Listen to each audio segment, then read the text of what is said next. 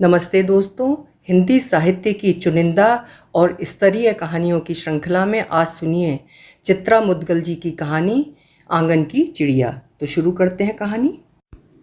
कुइयाँ के थिर जल से टकराई कलसी सा भकभकाया जी डूबने को हो रहा। भक भक भक। कार्तिक पूर्णिमा का नहान अभी शेष है, मगर उतरती दोपहरी अचानक अराते घटाघोप से संवलाई कसैली मनहूसियत छींटती दबे पांव घर में दाखिल हो चुकी है।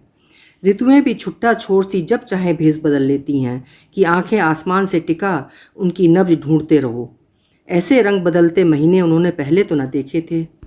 बिजली का बिल भरने जाना था, सो यही सोचकर घर से गए हैं पाठक जी कि वापसी में नया बाजार मोहरकर की गली में मेजर अवताड़े के घर से होते हुए आएंगे। 2-4 बाजी उनके संग जमाएंगे ब्रिज की। कैंटीन से सामान मंगाने वाली लिस्ट जो बनाई है उन्होंने, उसे भी मेजर साहब को पकड़ाते आएंगे। कैंटीन में ज़रूरत की चीज़ें किफ़ायती दामों में मिल जाती हैं। अवकाश प्राप्ति के साथ ही ये सब भी सोचना पड़ रहा है। वैसे छठा पे कमीशन आ रहा है, लागू होते ही हाथ सिकोड़ने से खासी राहत मिलेगी। पाठक जी उत्साह से भरे हुए हैं, गुणा भाग में लगे रहते हैं। जब से लागू होगा पिछले बकाए की तगड़ी रकम हाथ आएगी। दीवू के ब्याह लगन की चिंता से मुक्त हैं। पाठक जी के घर से निकलते ही दीवू यानी उनकी दिव्या का फ़ोन आया था गुड़गांव से। स्वर उलझन में डूबा हुआ सा महसूस हुआ और बोल असमंजस से घिरे हुए। कह रही थी कि जिन 3 लड़कियों के साथ वो साझे का फ्लैट लेके रह रही है, उनके साथ अब उसका निभाह संभव नहीं। देखा नहीं था उन्होंने आने पर उन कामचोरों को? कल रात तो हद ही कर दी शांभवी ने। मैं क्यों उसकी एस्ट्रे से सिगरेट के टोंटे और राख झाड़ती फिरूं? क्यों सहूं उसकी ज्यादतियां? क्यों झेलूं उसके ऐब? 6,000 अपने हिस्से का दे रही हूं हर महीने। 10,000 और मिलाकर अपना अलग घर न ले लूं? सुर के उकड़ेपन ने उन्हें सतर्क किया। दबी जबान से उन्होंने अपनी असहमति दर्ज करवाई। अकेले रहने और 3 के संग साथ रहने में फ़र्क है दीवू। रही ऐब की बात तो सुन लो, जब 4 जने मिलकर रहते हैं तो उन्हें एक दूसरे के छोटे मोटे ऐब झेलने ही पड़ते हैं। हमने भी झेले हैं। जब मैं इलाहाबाद में पढ़ रही थी और हॉस्टल में रह रही थी तो मेरी रूम पार्टनर थी बानी को पान खाने का शौक़ था। पान और पनडिब्बे भर का ही शौक़ होता तब भी गनीमत थी। 120 नंबर तंबाकू के ऊपर लगाती थी राजरतन किमाम। सिरधना से लेकर उड़ने वाली चादरों तक में किमाम गमकता रहता। मैं परेशान, हफ्तों अगरबत्ती के पैकेट फूंक डाले, कमरा बदलवाने की धमकी दी। हाँ, पढ़ाई में अव्वल थी बानी।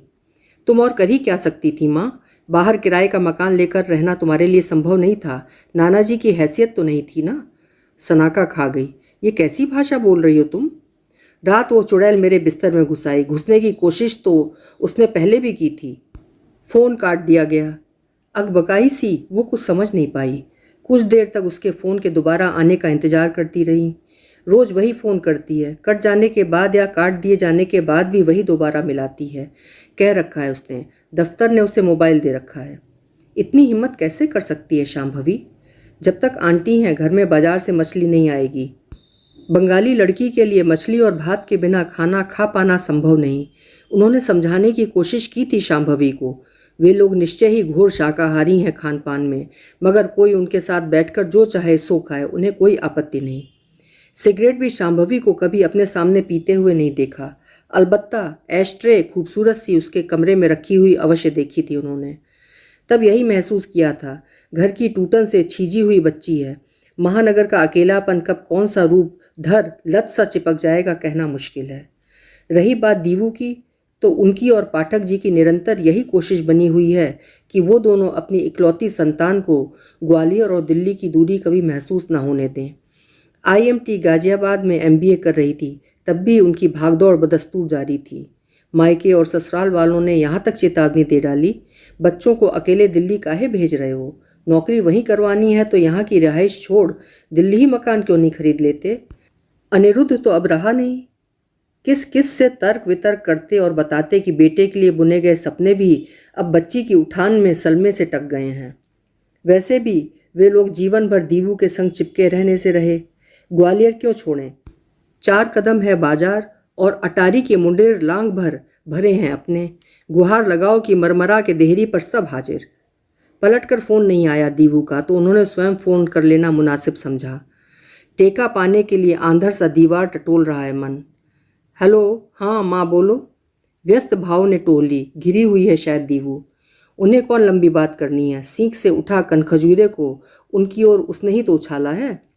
सुन, तूने जो कहा गलतफहमी भी तो हो सकती है तेरी। गलतफहमी? मानो सहेली के संग गलबहियां डाल के सोया नहीं जा सकता। उनकी नादानी पर तरस खाती चप्प सी ध्वनि उनके कान में सरकी। छोड़ो माँ, अब इतनी भी नादान नहीं मैं कि मकसद न भांप सकूं। 36 साल पुराना है उनके निवाड़ के पलंग का गद्दा।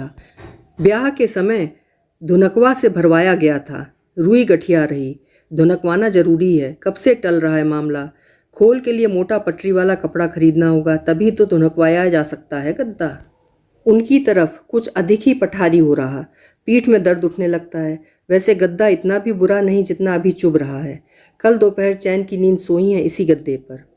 उठी बिस्तर पर से और बिजली का स्विच ऑन कर दिया। अंधेरा रात के अलावा बर्दाश्त नहीं उन्हें। बाहर बरामदे में आकर खड़ी हो गईं। कहीं बूंदाबांदी न शुरू हो जाए। आसार तो कब से डर आए हुए हैं। भीतर मुड़ने को हुई मगर अगले ही पल पलट कर रेलिंग से जा टिकी। रेलिंग हिलाने से हिलती है, ठोका ठोकी से दुरुस्त नहीं होने वाली। नए सिरे से उखड़वा कर लगवाना होगा। अभी इधर ही ढीली हो आई है। अनिरुद्ध और दीवू बचपन में इसी पर घुड़सवारी किया करते थे। चलो, कुलच्छनों से दूर है दीवू, अपने को सुनाया उन्होंने। उनके बेचैन होने से क्या होगा। अपनी परेशानियों का समाधान बच्चे अब स्वयं खोजने लगे हैं।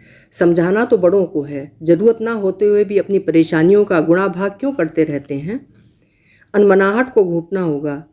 आएंगे जब आएंगे पाठक जी, अपने लिए तो वो चाय चढ़ा ही दें। बुरी आदत है पाठक जी की। मोबाइल जेब में रखने के लिए तैयार नहीं होते। दीवू ने जबरन खरीदवा दिया है तब भी वही पर्स में डाले घूमती हैं। भरोसा नहीं पाठक जी का। आते ही पकौड़ों की फरमाइश ना कर दें। घिरे कसैले मौसम में उन्होंने अक्सर पकौड़ों की ही सूझती है। बाप के दाहिने है दीवू, पकौड़ों की शौकीन। शिकायत करती है, दिल्ली में बेसन फेंटने की जहमत नहीं उठाते लोग, सोडा डालकर पकौड़े तल लेते हैं। उसे फिटे बेसन के पकौड़े पसंद हैं। दिल्ली में भी घटाघोप छाया हुआ होगा क्या। 1.5 महीने बाद दीवू ने उन्हें मोबाइल पर सूचित किया। उसी कॉलोनी से लगी दूसरी कॉलोनी में उसने 2 शयन कक्षों वाला एक छोटा सा फ्लैट किराए पर ले लिया है। अग्रिम दे चुकी है वो। किराए की रकम 18,000 प्रति माह सुनकर उनके मुंह के बोल चुक गए। महीने भर पहले उसने इत्तला दी थी उन्हें कि उसने पुराने मकान मालिक को सूचित कर दिया है कि इस व्यवस्था में वो अब रहने की इच्छुक नहीं है। चौथी लड़की बतौर किराएदार वो चाहें तो स्वयं तलाश लें या उन तीनों के जिम्मे छोड़ दें, वो जाने। परेशानी यह थी कि मकान उसे इफ़को चौक के आसपास ही चाहिए था। दफ्तर की गाड़ी सुबह वहीं से उसे लेती है और वापसी में ठीक उसी ठियाँ उसे उतार देती है, 2 अन्य सहयोगियों के साथ। फिर उद्दंडता तो नहीं की शांभवी ने। पूछे बिना नहीं रह पाई थी उससे। सबक सीखने से डर गई होगी। कैसा सबक? वही जो मैं सिखाती उसे। जाने क्यों परसों लगा था ऐसा कि हेलो के बाद कट गया था फ़ोन शांभवी का था। हो सकता है उसी ने किया हो। अभी परसों ही तो उसने कहा था घर से निकलने से पहले आंटी की याद आ रही है। मन में आया था कि फ़ोन कर लूँ उसे। माँ क्यों बात करोगी उससे, इडियट प्रपंची है। तर्क मुखर होने से पहले पाया उस ओर दीवू है ही नहीं। उसकी इस आदत से उन्हें तकलीफ पहुंचती है।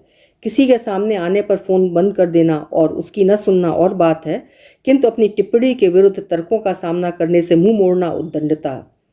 उद्दंडता कैसी? पाठक जी सुनकर हंस पड़े थे। कन्नी काटने वाली हंसी। सयानी हो गई है बच्ची, सीखों के पुलंदे पकड़ाना बंद करो। शांभवी को प्रपंची कह रही है तो लगी होगी उसे प्रपंची। मुझे तो नहीं लगी। तब नहीं रही होगी, अब हो गई होगी। खीज हो आई उन्हें, समझ नहीं रहे। स्वर उग्र हो आया।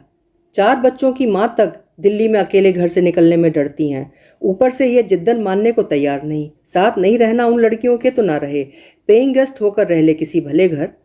नहीं झेलना होगा उसे औरों को, उसकी मर्जी। उसका सोचना गलत भी नहीं लग रहा कि हम लोग आते जाते रहेंगे उसके पास। वो तो अब भी आते जाते रहते हैं। अब और तब में फ़र्क होगा ना।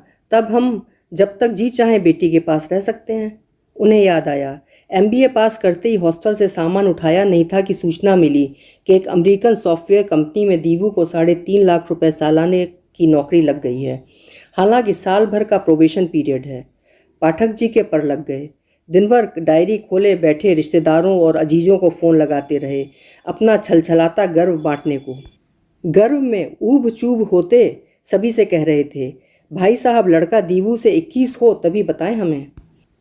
दूसरे रोज नया बाजार के चौक पर स्थित हनुमान लड्डू भंडार से असली घी के आधा आधा किलो के लड्डू तुलवाए गए और चिलचिलाती धूप की परवाह न कर रिक्शे में लद कंपू तक बटे। उनके लिए विशेष रूप से गर्मा गर्म तुलवाए गए दीवू की पसंद के बरई वाले गुलाब जामुन। विशेष छूट चाहिए अपने खाने के लिए, उन्होंने हंसते हुए छूट दे दी। पानी में धोकर खा सकते हैं। पिछले हफ्ते ही पाठक जी की मधुमेह की जांच करवाई थी, नाश्ते से पहले और तगड़े नाश्ते के बाद। आश्वस्ति हुई, रक्त में चीनी नियंत्रण में थी।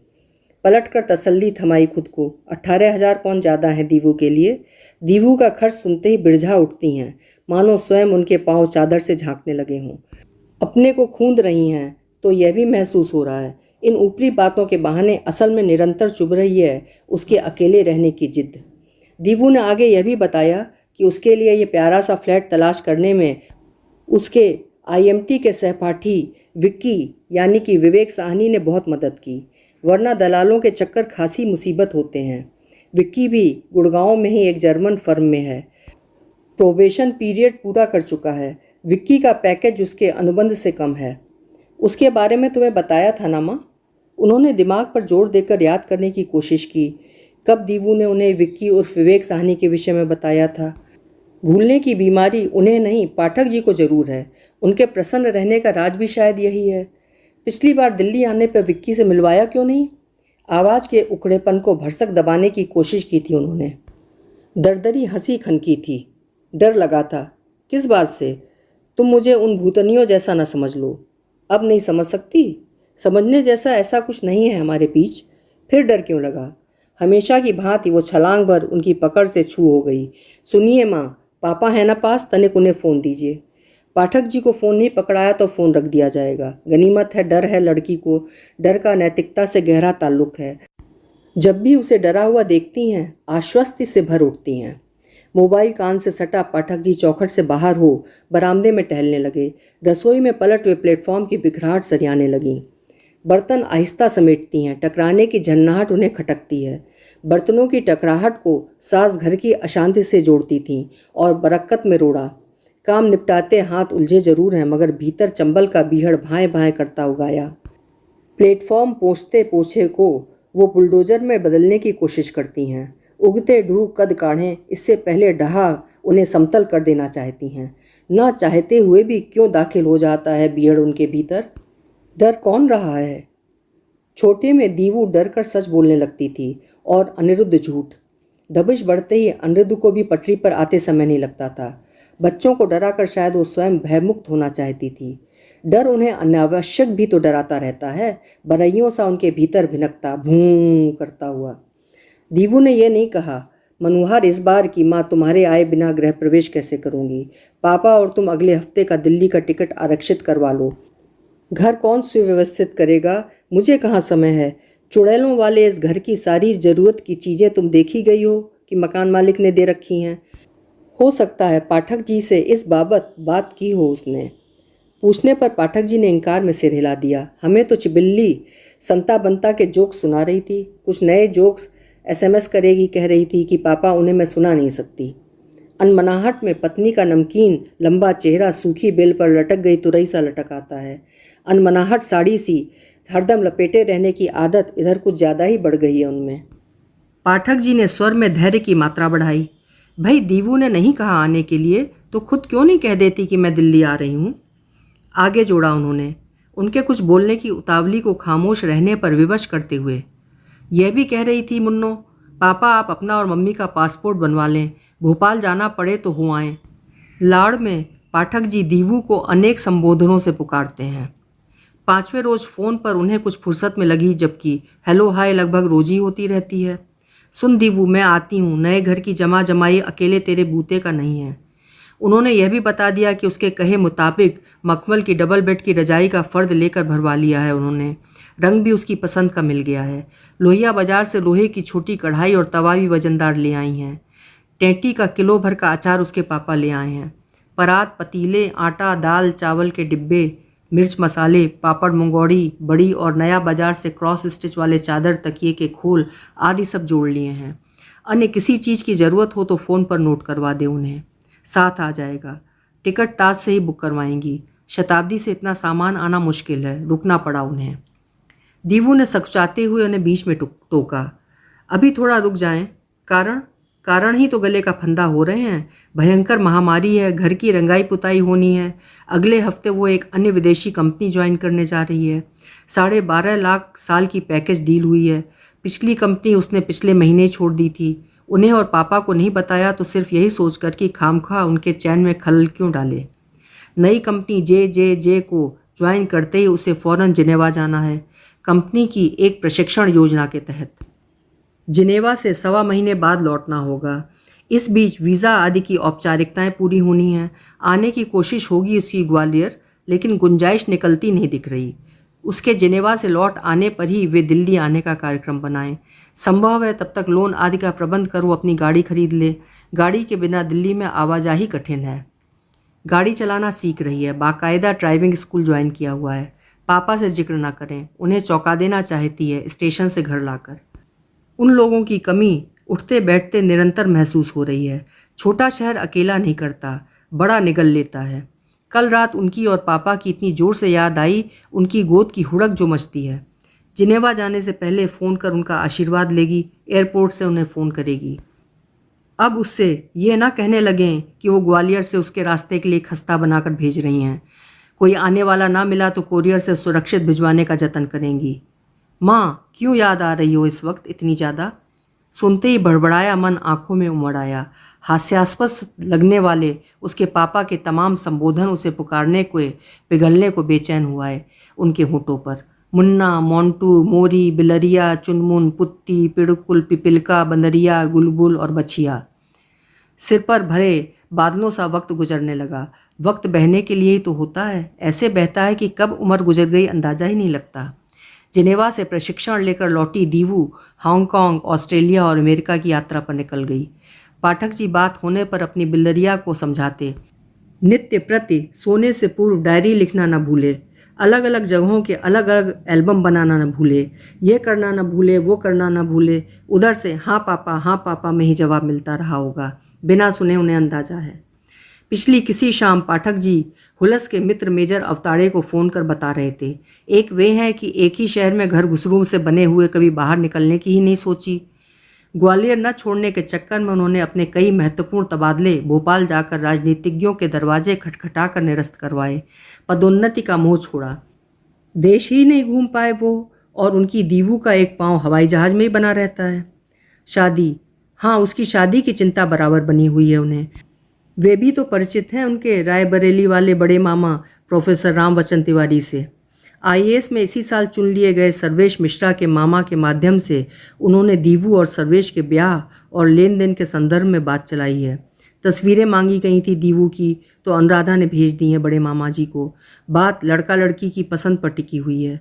ना, आप ठीक कह रहे हैं मेजर साहब। पसंद के बावजूद टीम टाम में लाखों ढीले करने पड़ सकते हैं। हाँ, हमने भी तय कर लिया है, कौन 2-4 औलादों को लग्गे लगाना है। हमें ले दे के एक दीवू ही तो है। कपड़े तह अलमारी में सरियाते हुए चिहुक कर ख्याल आया। गैस पर चाय का पानी चढ़ा कर आई थीं। काम से हाथ खींच दौड़ी तो पाया पतीले की पेंदी अंगारा हो रही है। अलमारी जब जब कपड़े रखने निकालने के लिए खोलती हैं, बीच के कोने में हैंगर पर टंगे अनिरुद्ध के स्कूल के कोट को छूना नहीं भूलती। पलटी और शेष कपड़ों को यथास्थान रख कोट को छूने लगी। वो सांस गहरी हुई। कितना रुकें, और रुका जाए तब ना। मुंह देखे बिना सब्र नहीं बंधता, जैसे विदा कर दिया हो दीवू को। मकर संक्रांति से पहले ही अड़ गईं। खिचड़ी वहीं मनाएंगी और यहाँ निकाल कर रख जाएंगी ताकि पाठक जी हाथ लगाकर भिजवा दें। नया बाजार, द्विवेदी पंडित जी के घर। मोबाइल पर दीवू को सूचित कर दिया, 12 जनवरी को ताज से दिल्ली आने की टिकट बुक कराने जा रही हैं। कोई हेल हुज्जत नहीं सुननी उन्हें। काम धंधों की व्यस्तता सभी पर लदी होती है। उसके बाहर आने जाने से उन्हें कौन दिक्कत है, घर है ना रहने के लिए। पाठक जी ने पहले ही साथ चलने से मना कर दिया। पिड़ई पर हरनिया गुमटे सा बाहर निकल आया है। बाड़े के डॉक्टर मित्तल से निरंतर परामर्श कर रहे हैं। हरनिया के लिए बने विशेष बेल्ट को उन्होंने बांधे रहने का सुझाव दिया है। दर्द मामूली सा उठता है, उनके लौटने तक ऑपरेशन टालेंगे। प्रोस्टेट की नई समस्या शुरू हो गई है। दीवू से उनके कष्ट का रोना न रोएं। समय पर बताना जरूरी होगा, तब बता दिया जाएगा। मामूली ऑपरेशन है, नौकरी उसकी बड़ी है, बड़ी नौकरी की समस्याएं दम चुसनी होती हैं। उन्होंने सरकारी नौकरी की है। सरकारी नौकरी ताजी बियाई भैंस सी दरवाजे बंदी सदैव निश्चिंत किए रहती है। सुनकर दीवू ने अपनी कोई नानुकुर नहीं की। कहा कि वो गुड़गांव से निजामुद्दीन स्टेशन पहुंचकर उन्हें ले लेगी, चिंता न करें। मौसम ने उनकी अधीरता को अनुकूलता से सहलाए रखा। आशंकाओं को परे ढकेल 2 रोज से चमकीले सुनहरे घाम की चढ़त ने कोहरे को ठिठकाए रखा था। उम्मीद थी कि ताज निर्धारित समय पर निजामुद्दीन पहुंच जाएगी। गाड़ी की रफ्तार जहां कहीं भी धीमी पड़ती, उनका जी बेलगाम होने लगता, पनहाई गाय सा बछिया से लिपटने को व्याकुल। उनकी आंखों पर जैसे भरोसा नहीं था। व्याकुलता ने अपनी आंखें खोल ली थीं। अंधेरे और दूर उजाले में उगती और पीछे छूटती बस्तियों को, खिड़की के मोटे कांच को भेद पहचान लेना चाहती थीं। वे आंखें कि दिल्ली कितनी दूर है। दीवू की गृहस्थी ढोकर ले जा रही हैं। देखते ही आंखें चमकाती अपने चिर परिचित चिलबिले अंदाज में खुशी से उछल पड़ेगी बावली। उसकी खुशी बाड़े तोड़ती है तो आसमान में उड़ते गुब्बारे सी उड़ने लगती है और उसके पाँवों को हथेलियों से कस वो भी उसके संग उड़ान भरने लगती हैं। उड़ानें कल रात भी भरी थी उन्होंने। पिछले 10 वर्षों से वो पाठक जी को मनाने की कोशिश कर रही हैं कि अन्य व्यावहारिकता छोड़ वे तनिक दुनियादार हो जाएं, मगर बात उठाते ही उनकी वही पुरानी तोता रटंत शुरू हो जाती है।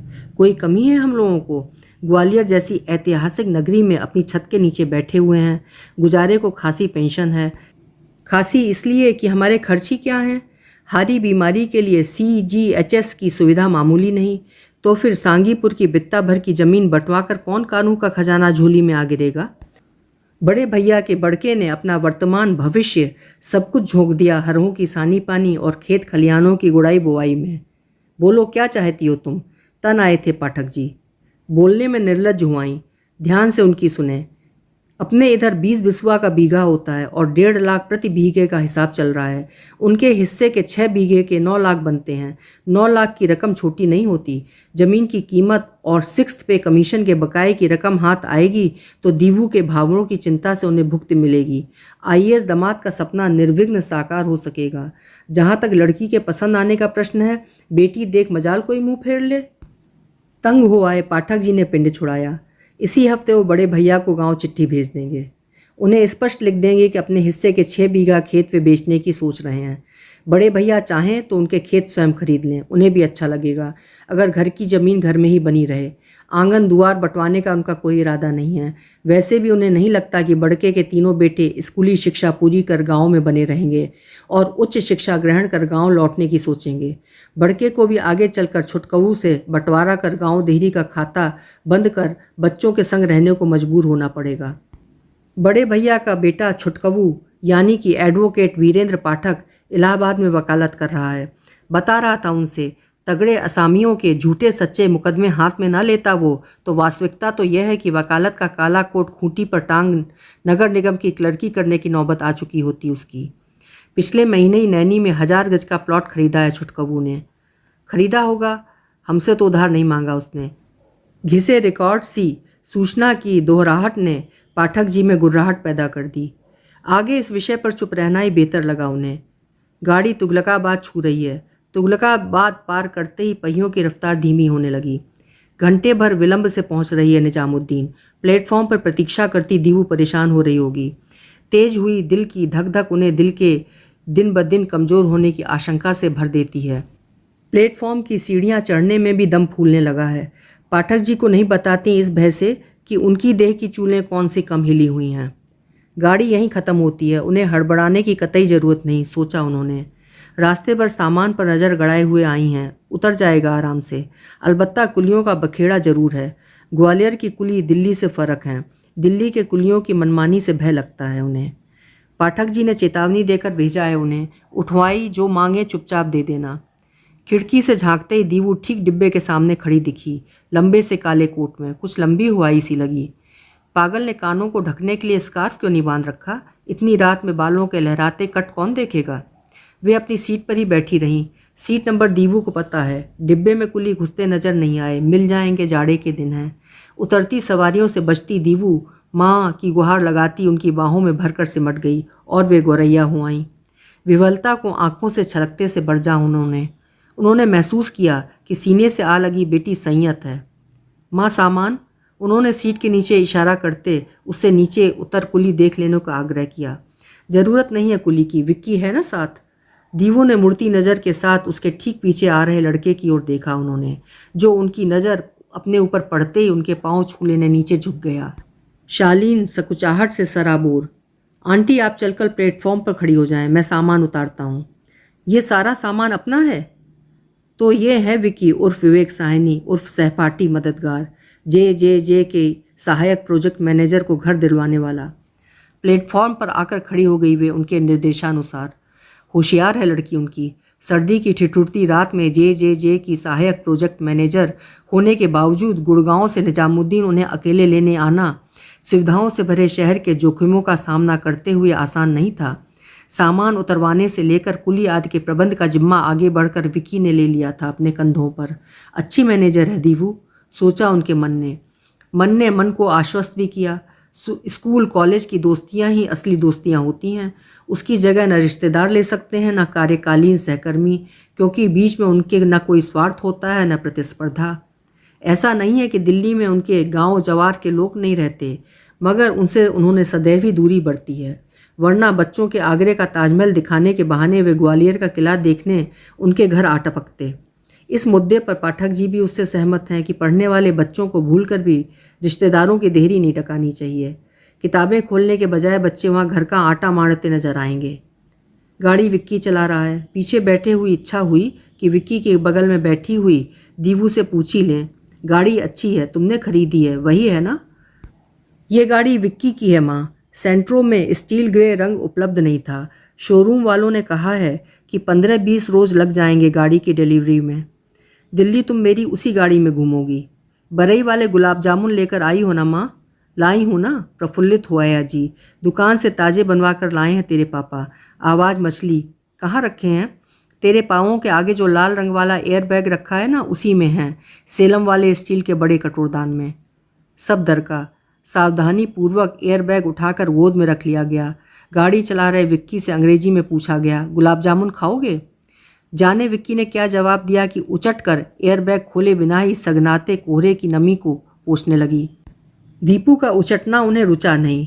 आंखें फेर उन्होंने खिड़की से सटा ली। रुमाल निकालकर खिड़की का शीशा पोंछा। पिघली चांदनी सी सगनाती धुंध की झीनी परत के आर पार सड़कों के किनारे खुद को मिले हुए। बड़ी तेजी से मेट्रो दिल्ली को ढोने के लिए कमर कस रही है।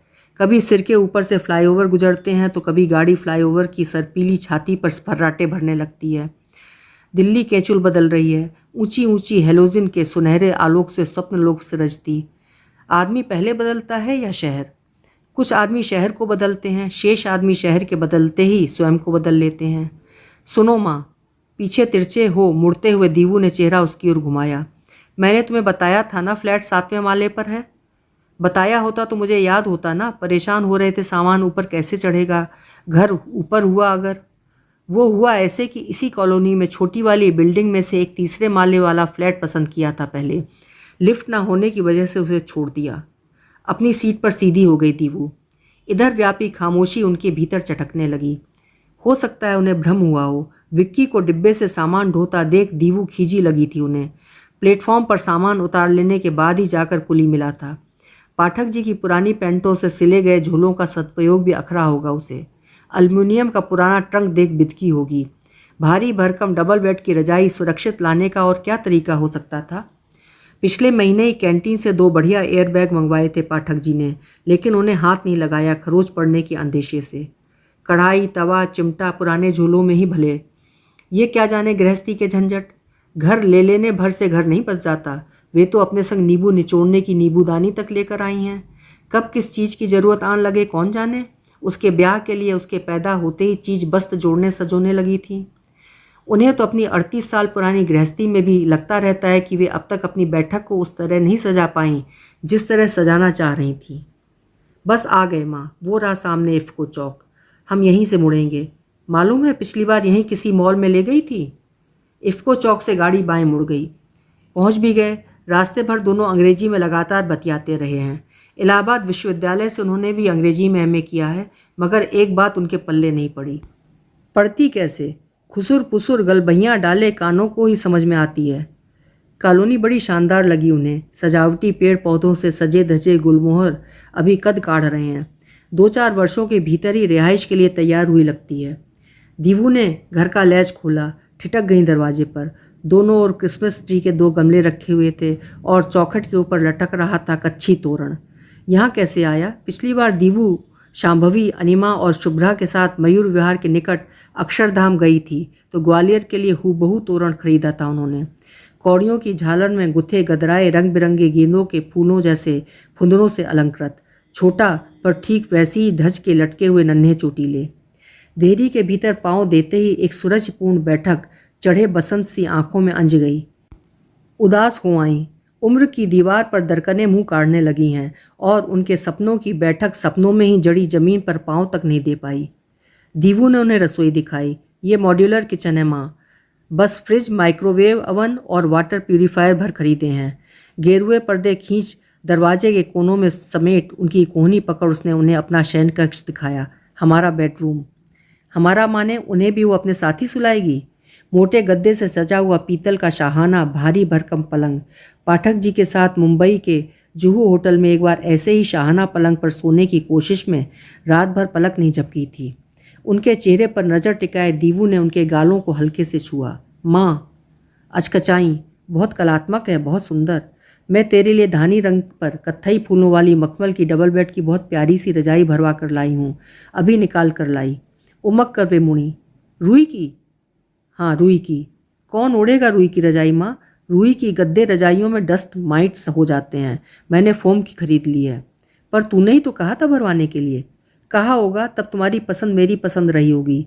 दोनों हाथ नचा कंधे उचकाए दीवू ने। हतप्रभ हो उठी। सीने में अचानक चंबल के ढूह भरभर आए। कैसे बर्दाश्त कर ले कुतरती उपेक्षा। अगले ही पल वो संभली। पराए बच्चे के सामने नादानी उचित नहीं। भले विक्की दीवू का सहपाठी रहा हो, जो कुछ अपनी बच्ची से निपटना है उसके जाने के बाद निपटा जा सकता है। सामान जहाँ पड़ा है वहीं पड़ा रहेगा। ठौर ठिकाने सुबह रखा जाएगा। जल्दी क्या है? वो मुड़कर शयन कक्ष से बाहर निकल आईं। बैठक में रखे हुए सामान में से लाल रंग वाला मिठाई का एयरबैग ढूंढने लगीं। एक अन्य एयरबैग के नीचे रखा हुआ दिख गया। उन्हें ऊपर वाला बैग उठाते देख विक्की उनकी मदद को लपक आया। एयरबैग भी खोल दिया उसने। बैग से उन्होंने मुरैना के गजक वाले किलो किलो भर के 2 डिब्बे बाहर निकाले, गुड़ और चीनी दोनों के। इतने सामान की उठवाई ही कुली 100 से ऊपर धरा लेता। बहुत मदद की लड़के ने। खड़े हो डिब्बे उन्होंने विक्की की ओर बढ़ाए। 1 से ऊपर हो रहा है बेटा, अब तुम घर के लिए निकल लो, घर वाले परेशान हो रहे होंगे तुम्हारे लिए। तभी सकुचाई से ठिठके खड़े विक्की के हाथों से गजक के दोनों डिब्बे अपने हाथ में लेते हुए दीवू ने तनिक विनीत हुआ स्वर में संबोधित किया। माँ, मैं तुम्हें और पापा को बताने की अब तक हिम्मत नहीं सजो पाई। कई बार कोशिश की, मगर सच तो यह है, इतने बड़े शहर में अकेले रहना मुश्किल है किसी भी लड़की के लिए। हमने और विक्की ने बिना फेरों के साथ रहने का निश्चय किया है। हम इस इंतजार में थे। अब तुम आ गई हो तो हमारे संबंधों पर स्वीकृति की मोहर लग जाएगी। वे डहती सी पास वाले सोफे के हत्थे से टिक सोफे में निढाल हो धंस गईं। आइए माँ, मैं आपको बगल वाला कमरा दिखा दूँ। आपका दीवान वहीं बिछा हुआ है। पहले कुछ खाएंगी? बड़ी कठिनाई से अपने स्वर को बटोर कर होठों तक खींचा। रास्ते में दवा खानी थी। 7 लाई कचौड़ियों में से एक निकाल कर खा ली थी। कुछ अबोले पल उनके निकट अनमयस्क से ठिठके हुए से खड़े रहे, उन्हें उनका कमरा दिखाने के लिए।